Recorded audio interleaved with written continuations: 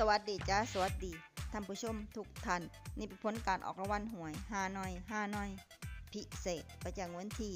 5กรกฎาคม2569รางวัลเลข2ตัวรางเลขที่ออก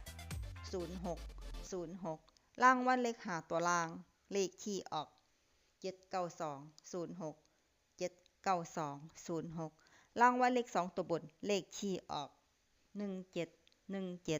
รางวัลเลข3ตัวบนเลขที่ออก017017รางวัลเลข5ตัวเลขที่ออก